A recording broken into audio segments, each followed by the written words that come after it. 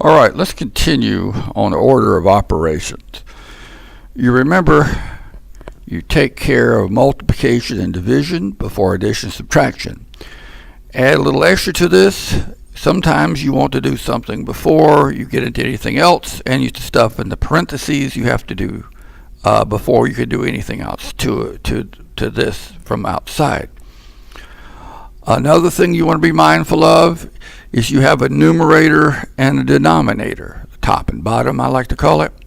You've got to clean up the top first and the bottom before anything can cross this line. Here's an example: 2 plus 2 plus 3 over 2 plus 2.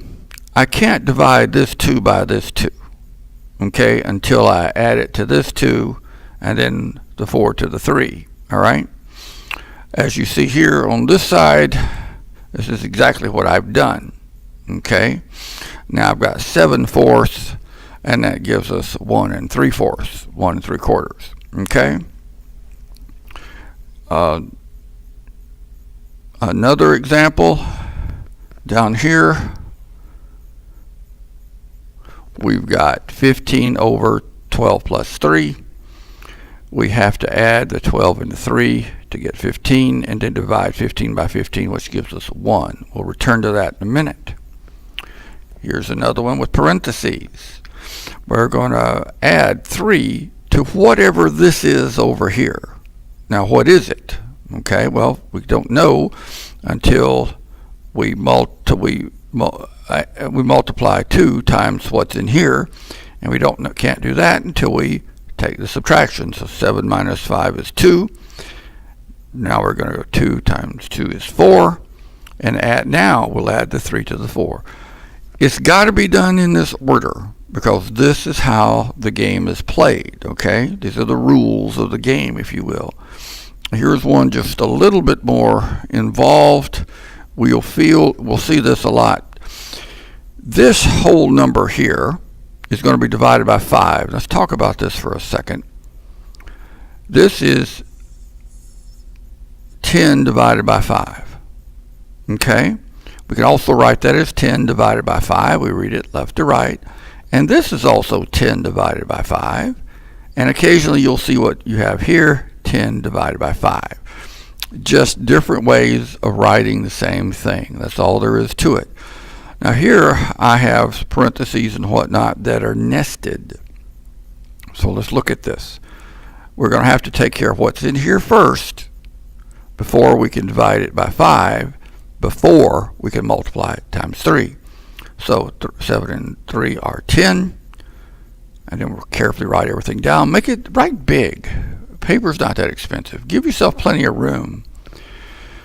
Then 10 divided by 5 is 2.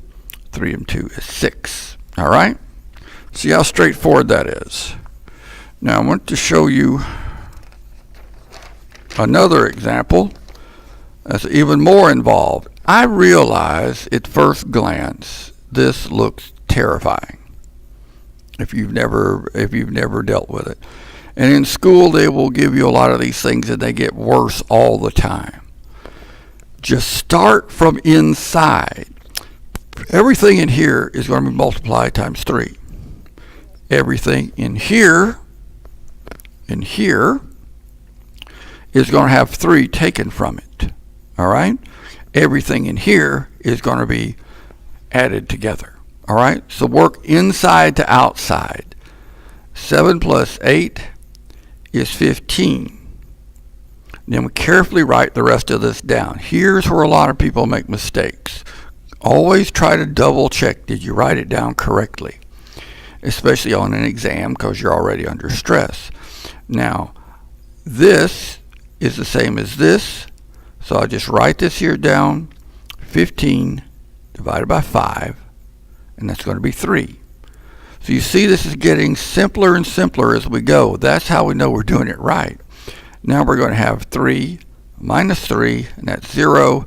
And the last movement here, 3 times 0 is 0. So as fancy and frightening as this look, there's nothing to it. And that's kind of what we get for an answer. Now, there's something else I haven't talked about, and I normally like to do it later, but we're going to get into it now because it's going to become important to us when I try to wrap this up. And this is the idea of something called exponents. Let's just go ahead and do it down here because that's getting kind of busy, isn't it? Okay. We're going to have a number raised to a power. And you see that all the time in all sorts of equations in math and physics. All this means is it's 2 times 2.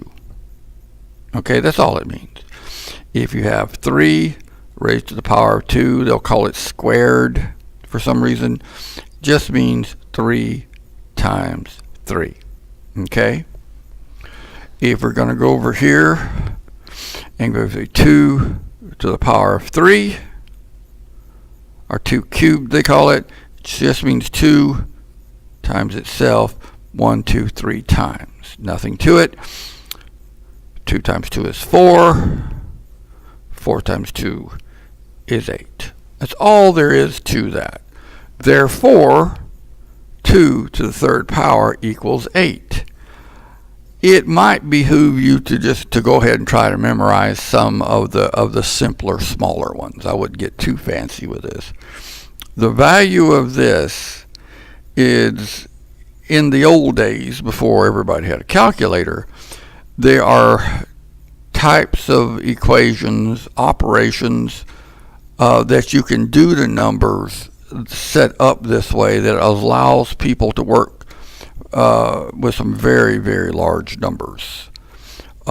Today we don't worry too much about it, but even with our calculators and computers, sometimes the numbers can get very, very big, and this permits us to work with them.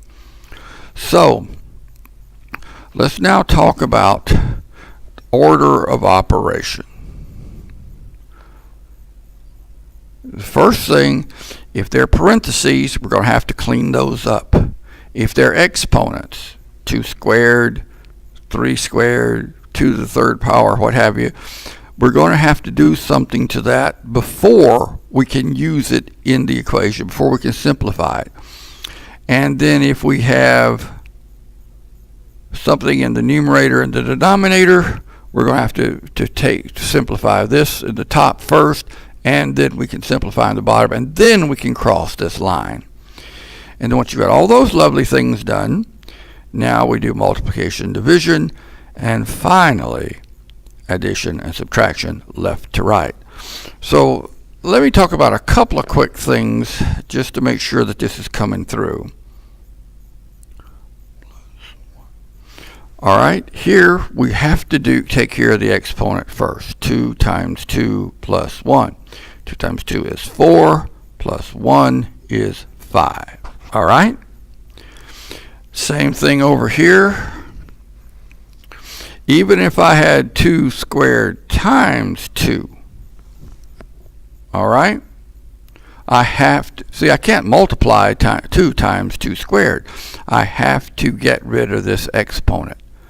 Well, 2 times 2 is 4, and 4 times 2 is 8. Okay, you see how simple that is? So this is the order that we do our operations. All right. Take time to go over these videos. Make sure that you've done the exercise with the cars so you can add numbers quickly and easily in your head. Once you can do that, slowly this stuff will start making sense. In the next set of videos, we'll get to the next part of this. We'll see you there.